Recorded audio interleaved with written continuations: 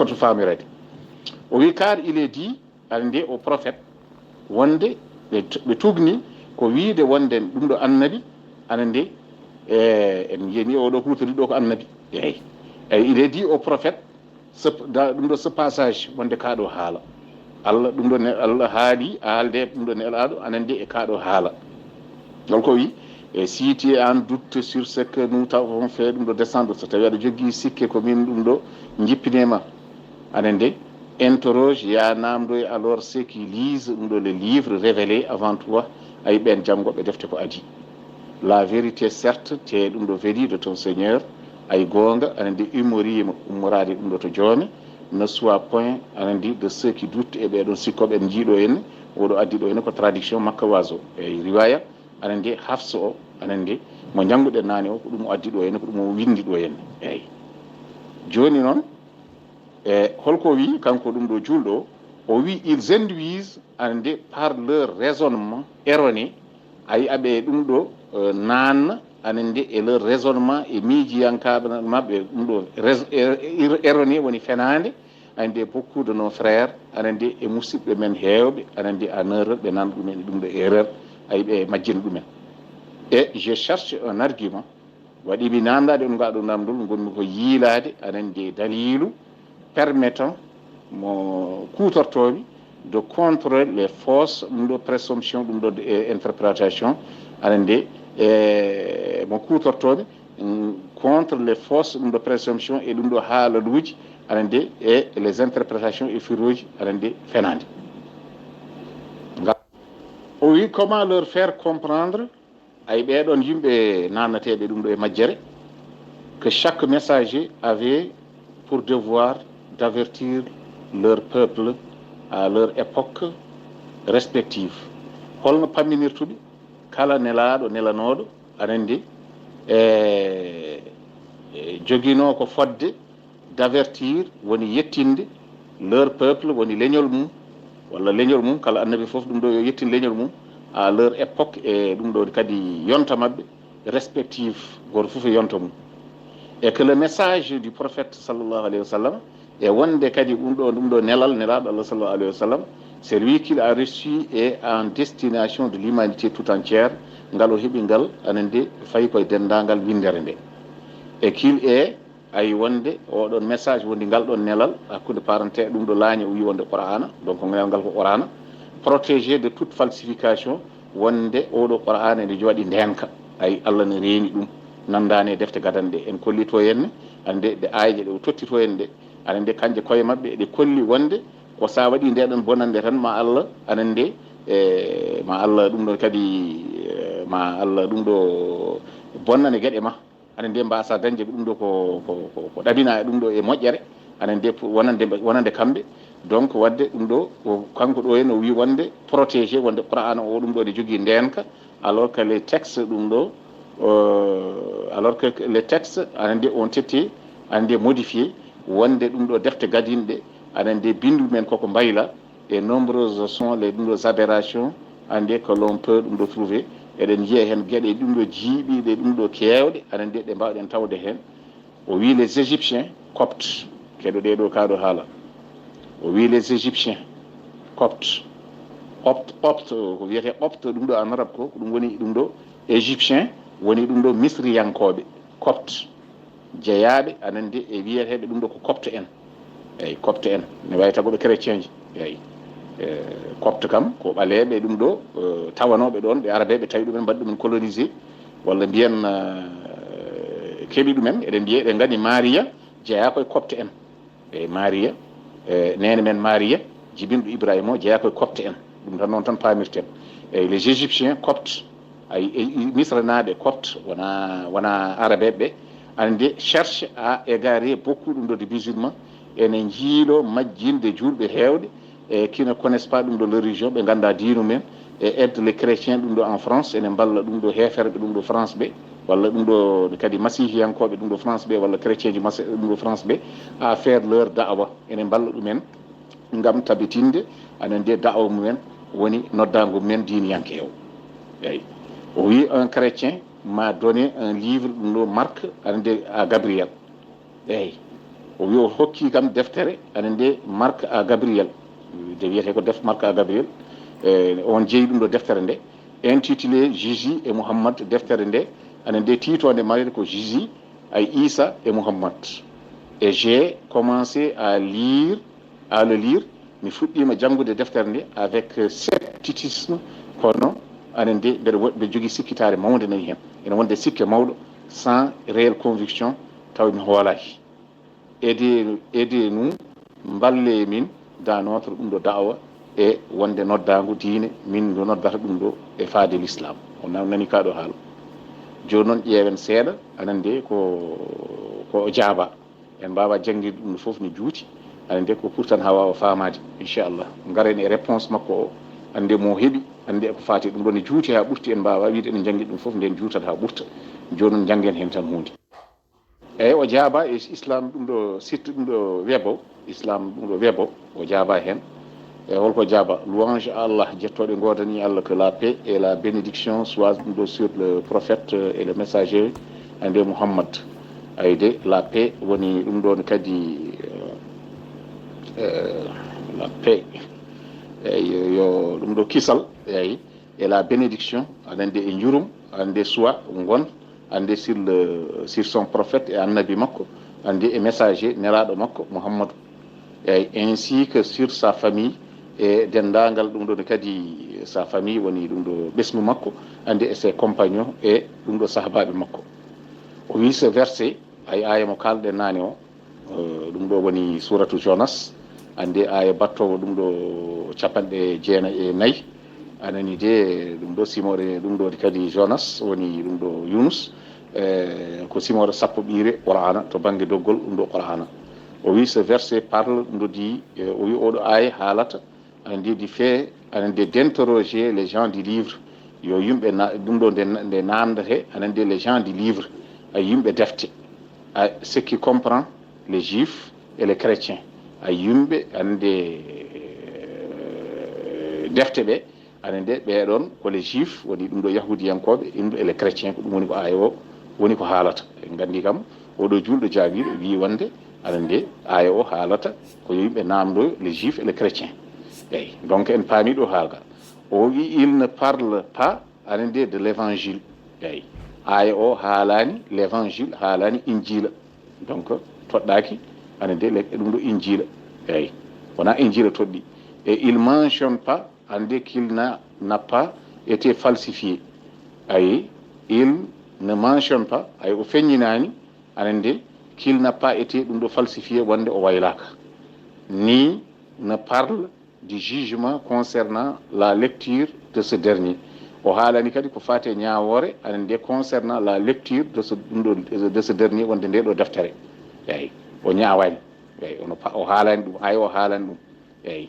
o wi les exégètes du Coran ayi ɗum ɗo facciroɓe Qur'ana diverge ene ɗum ɗo luurdi ande concernant la personne qui à qui s'adresse ce verset o hooli neɗɗo mo toɗɗi oɗo aya o wi wonde anduɓe ne luurdi hen o wi certains dire won hen mbi qu'il s'adresse au prophète sallallahu alayhi wa sallam wonde aya o toɗɗi ko nelaɗo Allah annabi sallallahu alayhi wa sallam et dans ce cas ande il signifie alors e on sanga ande aya o firata si tu doutes so tawi aɗa jogui sikke ande de ce que l'on t'a révélé e ko min jippinema ko walla ko min peññinanma ko interroge woni namdo donc ande e on saaha les gens du livre yimɓe deftere aɗa walla yimɓe defte ande ceux qui sont impartiaux ay ɓeɗon ɓe ganduɗa hoorema ɗum ɗo ɓe kalata fenade ɓe impartial firti komo jingantaɓe ande jinganta tan ko gongo parmi eux jeeyaɓe e mabɓe kamɓe ɗum ɗo chrétien jiɓe e leur ɗum ɗo savant e anduɓe mabɓe fermement ancré dans la science tawa jomum ene jogui gandal afin qu'il dissipe beele mabɓe mbawa ittude anande sikki dissipe beele mabɓe mbawa ɗum ɗo ittude ande sikke anande woni le doute anande et te confirme anande e no wiyatno kadi tabitinanma avec honnêteté tawine wonde nunɗal ande ce qui t'a été révélé et ko jippe ma ko an Muhammad sallallahu alayhi wa sallam et le fait que cela me correspond à ce qu'ils ont kadi ɗum ɗon kadi ene yaadi koɓe jogui ko aɗa en gandi ɗum firti ko ɓeɗon gandu gonga ha gayni jippiɗo toon ɓe gandi nelaɗo Allah sallallahu alaihi wasallam ko gonga nelaɗo Allah sallallahu alaihi wasallam so yihi namdu yimamaɓe ɓeɗon anduɓe gonga ɓe ayne kedde gonga ɗum ɗo no jipporino ni kalna nelaɗo Allah sallallahu alaihi wasallam tawa mbayrani ko windi toon eyyi firti ko ɓeɗon ko yimɓe nunɗuɓe eyyi nunɗuɓe mabɓe ɓe ko ɓeɗon kalte joni noon ɗum ɗon ko yiyande eyyi to banggue tafsir joni noon garten e yiyande wonde nde o wi wonde facciroɓe wonɓe dire ay facciroɓe wonɓe mbi que ce verset s'adresse aux idolâtres ay oɗo aya aɗa nde o toɗɗi ko les idolâtres woni mushrikine en ande payen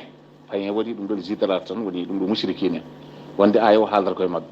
et dans ce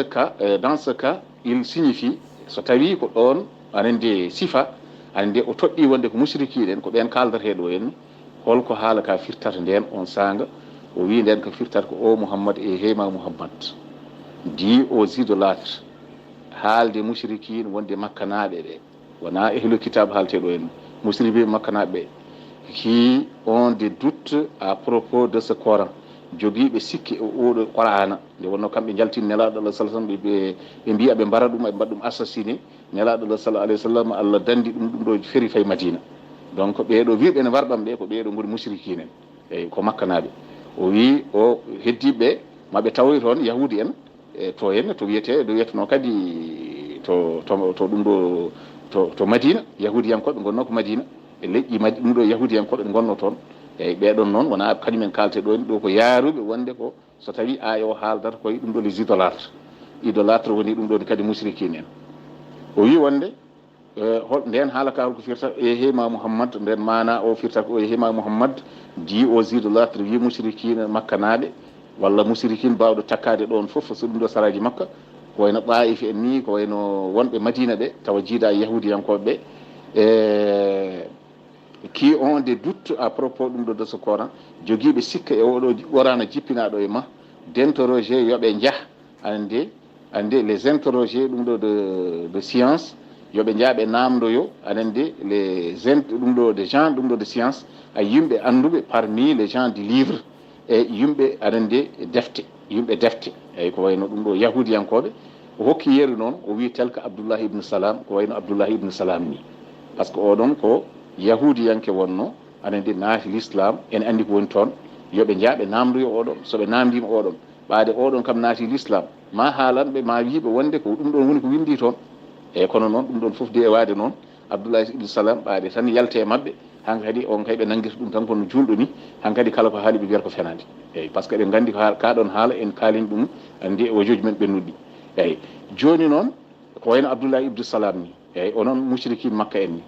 joni noon o wi afin que ces derniers yimɓe waaɓe no Abdullah ibn Salam ni les informe kalanaɓe de la véracité du Coran kalanaɓe Qur'an o ko haala koko gonga car waɗi noon que les idolâtres païens wone ɗum ɗo mushrikina ɗum ɗoji kadi shirkiyankoɓe admettez aɓe jaɓno que les gens du livre wonde yimɓe ɗum ɗo defte ɓe étaient des savants ko yimɓe anduɓe que ɓuri ɓe andude ande en raison de leur des livres ande céleste qu'ils avaient en leur possession ande e tubnade defte ɗum ɗo samawiyankoje woni asamaniyankoje woni jippiɗe to Allah ande ɗeɓe joguino donc firti wadde e ɗo nelaɗo Allah sallallahu alayhi wa sallam tawi ko defte ɗe mbaylaka eyyi sinno wonano sinno kay ɗe mbaylanoma kay o wiyata yoɓe jaaɓe namdoyo ala ko ma Muhammadu ari ko nden ɓe mbayli ko ni haala ka foti famirede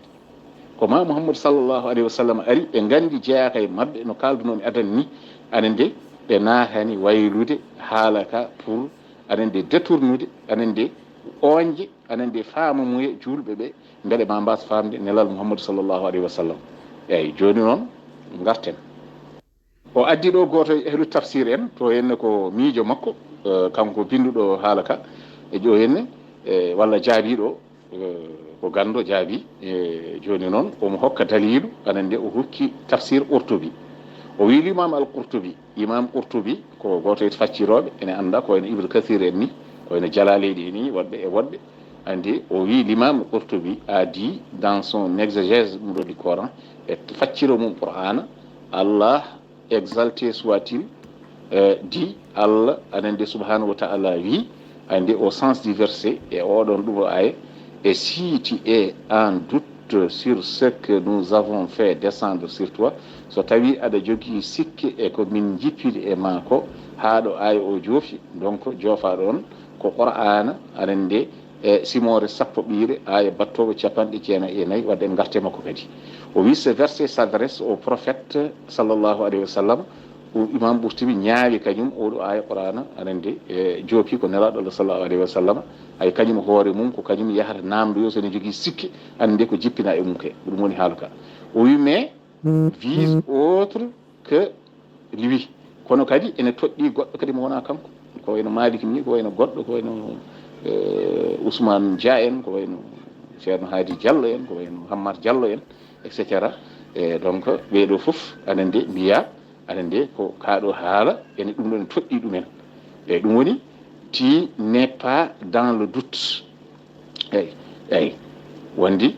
holko aya ɗum ɗo o wi wonde mais vise autre que lui et signifie eyyi wadde ne toɗɗi goɗɗo hay komo wona nelaɗo Allah sallallahu alayhi wa sallam donc ɗum joopi nelaɗo ne jooɗi goɗɗo mo wona nelaɗo Allah sallallahu alayhi wa sallam e nde wonno nelaɗo sallallahu alayhi wa sallam ngal andi kanko hoore makko ko gollowo anen nde rewɓe makko ɓe ko golloɓe mo rewani e makko ɓe ko wiyaɓe yo gollu ne cali eyyi tu n'es pas ɗum ɗo dans le doute ay an a wonani e sikke mais kono d'autres sont le sont kono heddiɓe ɓe kay min jogui sikki an kay Mouhammadou anen nde a ala e sikke kono won heddiɓe won ene jogii ɗum ɗo sikke eyyi Abou Oumar ɗum ɗo Mouhammad ibne Abdal Wahid ande al Jahid adi e waddi noon miijo anduɓe ko kaali e oɗo mo kalɗen inde mum o wi j'ai entendu les deux imams Baylab et al Moubarid dire o nani ɓeɗo yimɓe ɓe kalɗen inde men ine mbiya o wi le terme konngol si tu es en doute so tawi aɗa jogii sikki signifie holko ɗum woni mana mum o Mouhammad e heyma Mouhammad di au mécréant wi yimɓe yedduɓe ɓe et si tu es en doute so tawi aɗa jogii sikki sur ce que nous t'avons ɗum ɗo fait descendre e komin jippini e ma ɗum ɗo e maako ande interroge ya ande jeehe ande alors ande ceux qui lisent les livres révélés ɓen janngoɓe defte anen nde jippinaɗe révélé woni ɗum ɗo peñjinaɗe ay jippirɗe to Allah woni bahyaɗe avant tout ko adi to ma eyyi ko ɗum ɗo woni ko imam Qurtubi wi donc firti ko aɗa wawi namdo yaade chrétien ji so tawi aɗa wawi namdo yaade chrétien ji firti ko holɗum aɗa wawi holɗum aɗa wawi janngude defte mum wade kay kañumen bindi sa wawi namdo yaade chrétien kay firti ko so windi aɗa wawi janngude eyyi donc c'est à dire ɗum ɗon firti aɗa andi jokki donc kanko omo pacciro o omo yiɗi famminde ko imam Qurtubi o wi c'est à dire o tuwa ɗum ɗo l'idolâtre e heyma païen e heyma mushrik ɗum ɗo shirkiyanke siiti ɗum ɗo doute so tawi aɗa jogii sikki au sujet du Coran e ko fati au Qur'ana interroge donc les juifs ya namdoye ɗum ɗo les juifs woni ɗum ɗo yahudiyankoɓe qui ont embrassé l'islam ay ɓe natɓe l'islam ana nde c'est à dire les gens tels que ɗum ɗo Abdullah ibn Salam ko wayno ɗum ɗo Abdullah ibn Salam en en effet les idolâtres païens ay ɓeɗon no wiyetno kadi les idolâtres païens woni mushrikina en admettez ene jaɓno que les juifs étaient plus savants kañum en ana nde ɓuuri annude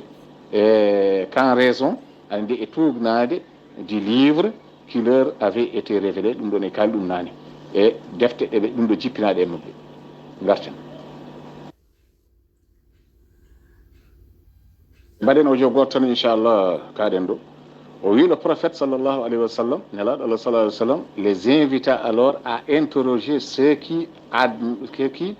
admettaient être plus savants ce qu'il admettait être plus savant que pour savoir si Allah avait dit qu'il enverrait un messager après Moussa sallallahu alayhi wa sallam donc oui annabi sallallahu alayhi wa sallam anen nde les invita anen nde noddiɓe anen nde alors eko faati anen nde e d'interroger namdade ce qu'il admettait ɓeɓe jaɓno anen nde être plus savant ɓuuri wonde ɓurɓe anduɓe anen nde que ɓuuri andude ɓe kamɓe ɗum ɗo mushrikine en ɗum ko jaaruɗo ko mushrikine ay o toɗɗi pour savoir ngam wawde famde si Allah beele Allah avait dit beele Allah wiino ande qu'il enverrait mawo ɗum ɗo feññinoy ande un messager woni nelaɗo anande après Moussa caggal Moussa onon paami ɗum eyyi ɗo Imam al-Qurtubi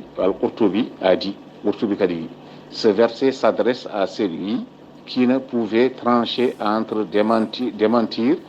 et croire le prophète sallallahu alayhi wa sallam. O wi oɗo aye anande toɗɗi ko neɗɗo mo ganduɗa hoorema mo wawa tranchede anande mo wawa ɗum ɗo ñaawde entre démentir et yeddude anande e croire au prophète sallallahu alayhi wa sallam e yeddude walla jabde anande annabi sallallahu alayhi wa sallam et qui était donc ɗum ɗo dans le doute gonɗo e sikke eyyi firti ko kala gonɗo e sikke ne wawi namdoyade. Il est aussi dit ande que ce verset wiyama kadi banggue goɗɗo ce verset wonde aya oɗo aya s'adresse au prophète sallallahu alayhi wa sallam ande toɗɗi ko nelaɗo Allah sallallahu alayhi wa sallam et non à autrui taw wona goɗɗo et signifie tawi ɗum ɗon oɗon mana ande si tu avais eu un doute so tawi an aɗa jogui sikki an Muhammad sallallahu alayhi wa sallam à propos de ce dont nous t'informons et que min kabrafma ko e oɗo Qur'an et que tu avais ɗum ɗo interrogé les gens du livre et que tu avais interrogé les gens du livre ande tawi a namdoyinoma ɗum ɗo annaba ɗum ɗo kadi yimɓe defte ɓe à ce propos e ko faati ɗum ɗon so tawi an annabi sallallahu alayhi wa sallam waɗi ɗum il aurait certes ɗum ɗo dissipé ce doute anande e ma nelaɗo sallallahu alayhi wa sallam ittu oɗon sikki e mum eyyi ɗum ɗo kadi ko yaruɓe ni. Il est dit également anande le doute désigne ici l'oppression du cœur ay ɗo sikki ɗo henna anande ko ɗum ɗo juwande anande walla caɗele anande ɓernde eyyi l'oppression opprimé le cœur firti ko ɗum ɗo lette ɗum ɗo kadi ɗum ɗo ɓernde c'est à dire eɗen mbawi wiide kadi anande si la mécréance de ces gens topres ay so tawi ɓeɗo ngal ɗo kefaragal anande ɓeɗo yumɓe ande topres ene tampinma ɗum ne tampini ɓernde ma fait donc de preuve anande de patience anande muñ an nelaɗo Allah sallallahu alayhi wa sallam et interroge ya namnoyo ceux qui lisent le livre par ce que neɗɗo sene haala e ma tout le temps ne haala ɗum ɗo ene attaque ɗum ɗo ɓernde ma o wi interroge ceux qui lisent le livre ya namdo e ɓen janngoɓe ɗum ɗo deftere walla janngoɓe defte qui a été révélé avant toi ay ɗum ɗo defte jippinaɗe ko adi e ma ɗum de ko Mahamadou haaldateɗo et ils t'informeront maɓe jaaboyoma ayde certes aɗa e gonga la patience aɗa wonde ɗum ɗo muñal dont on fait preuve ay so tawi ɗum ɗo neɗɗo muñi anande dont on preuve les prophètes ay ngal ɗum ɗo annabaɓe muñi et qui t'ont précédé ay ɓen annabaɓe ɗum ɗo adiɓe ma face à des nuisances ɗum ɗo c'est à dire muñi ɗum ɗoji bonandeji baɗete que leur faisait subir ɗum ɗo leur peuple ay ɗum ɗo leƴƴu men et quelle avait été leur fin holko woni ɗum ɗo battane mumen garten jokkiten haala ka après darten. Quant à la falsification de l'évangile so tawi ɗum ɗo ko ɗum ɗo baylogol ɗum ɗo évangile woni ɗum ɗo injila il s'agit d'une chose qui est confirmée ay ɗum ɗon ko hunde nde gandanɗa hoorema ɗum ɗo nde tabitinde ko tabiti ɗum ɗo par les textes e ko fati bindi andi e la réalité e to banggue gonga to banggue bindi firti ko sa yeehi qur'ana ma qur'an haalen ɗum e la réalité firti ko sa yeehi sur le terrain ma yii ɗum hol terrain o terrain o ko ma jaha to bible to ma jaha to ɗum ɗo kadi ɗum ɗo comme no mbaɗɗen ɗo joni en gandi déjà ɗum ɗo ayeji ɗum ɗo bible ɗe o totti ɗo déjà kolli wonde ko ayeji ɗum ɗo bible ne ɗum ɗo falsifié kono kanko ne wawi taw famani ɗum en effet ane nde saabu ɗum Allah exalté soit-il joni subhanahu wa ta'ala témoignera ma ɗum ɗo kadi settoyo andi que les gens du livre wonde ɗum ɗo yimɓe defte en ana nde falsifiére ɓe bayli ana ndi falsifiére woni ɓe bayli tan ɓe bakliti tan ɓe guitti ko wonno windi toon ɓe batti ɗon goɗɗum e modifiére e ɗum ɗo falsifié fof waɗodirani e ce qu'il possédé ko ɓe jogui ɗon adan ko comme livre céleste tawi ko defte samawiyankoje ɓe mbayli ɗum. Allah exalté soit-il jomiraɗo subhanahu wa ta'ala ɗum ɗo subhanahu wa ta'ala dit au sens du verset dit sens du verset o haali to banggue mana anen de mi kadi ɗum ɗo defte ɗum ɗo qur'ana o e ɗum ɗon jeyaten ko ɗum ɗo suratu baqara kadi aya batto capanɗe 7:5 anen de sen tawi en jangguimo holko aya o addi anen de to banggue ɗum ɗo firo faris et bien espérez-vous beele oɗon ɗamini ay entre parenthèses vous les musulmans woni onon julɓe ɓe que des pareils gens yimɓe waaɓe ni entre parenthèses hol haalateɓe ɗon les juifs woni yahudiyankoɓe en jii o haalen ɗo chrétien ji ko yahudiyankoɓe gaddi majjere nde gaddi ɗum ɗo kadi ko annuɓe ande dutti anen nde jeddi majjini eyyi chrétien ji ɗum ɗo hay suratul fatiha ne holli toon wonde kañum en ko majjuɓe eyyi kañum en koko majji tan eyyi vous porteront ɗum ɗo la foi mbeɗa cikkuɗon ɓeeɗo ande vous partageront la foi beele mabɓe pecce mon ɗum ɗo ne kadi imanagal mbaɗa cikkuɗon mabɓe picce mon ɗimanagal ɓeeɗo yahudiyankoɓe alors que qu'un groupe d'entre eux tawi eɗen jenan tawi oɗon jenana wone ɗum ɗo dental nane mabɓe ay wi ko e dental nane mabɓe wona fof eyyi firti ko sa waɗi enquête tan ma yi yimɓe haaloɓe gonga eyyi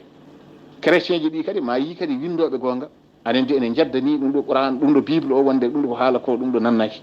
eyyi sa yi toon ma won ko pamɗa hen ne woodi nan toon anen de alors qu'un groupe ɗum ɗo d'entre eux ene jogui no wakadi ɗum ɗo kadi dental e mabɓe ayi wona kamɓe foof ande après avoir entendu caggal nde ɓe nani et compris ɓe paami la parole d'Allah woni haala Allah subahanahu wa taala la falsifiére ɓe mbayi ɗum sciemment tawi ɗum ɗo mbaɗi ɗum koɓe beela eyyi ɗum ko Allah haali ɗo holli ɗo ana de wonde ande yahudiyankoɓe mbayli ande qur'an no ɗum kadi defte gadane ɗe wonko ɓe mbayli hen eyyi ɗum ɗo ko qur'an habri en ɗum donc firti ɗum ɗo ko golle yahudiyankoɓe wadde sen ƴeewi wadde majjini chrétien ji ko yahudi en eyyi haaɗi ɗum ɗo yimɓe fa ɗum ɗo kadi chrétien ji famde diine o no suratul fatiha haaldi ni ko ɗum ɗo yahudiyankoɓe aɓe gandi anen de ɓe dutti ɓe majjini eyyi ɗum noon woni yimɓe men hande waɗoɓe ɗum ɗo ko mbaɗata hande ko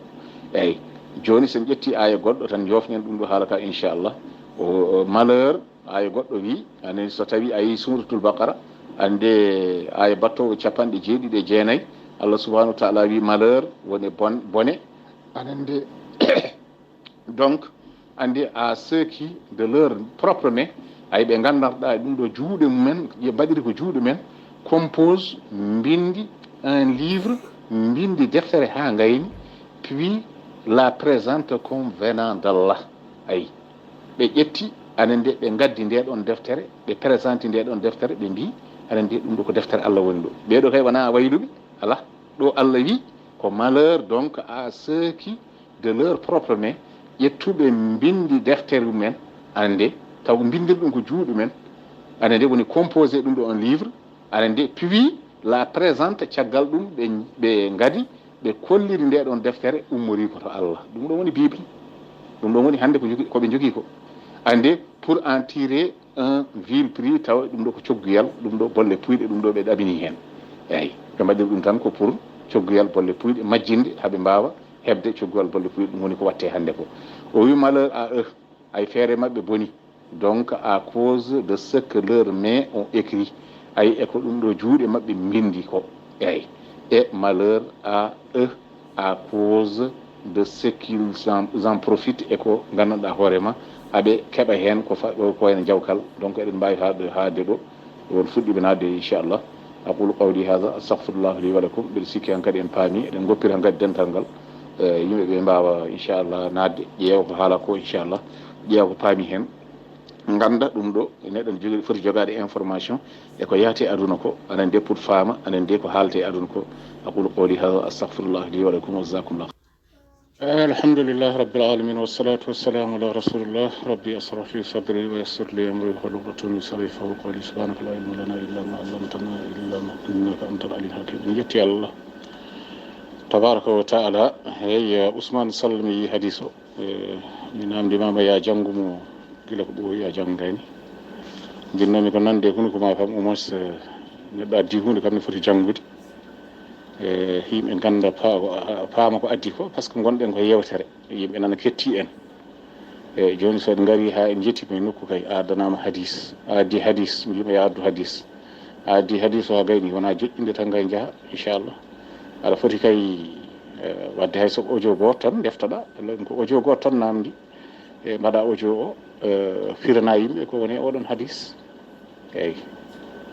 hadis o mi ƴettima mi waɗi hen recherche mi yiiti ƴeewa ko anduɓe kaale oɗo hadis mo kalɗa ɗo henno oɗo hadis ko ɓuri heewde e ehlul ilmu aɗa nde mbi isnad makko ko da'if ko lohɗo eyyi sanad makko ko da'if eyyi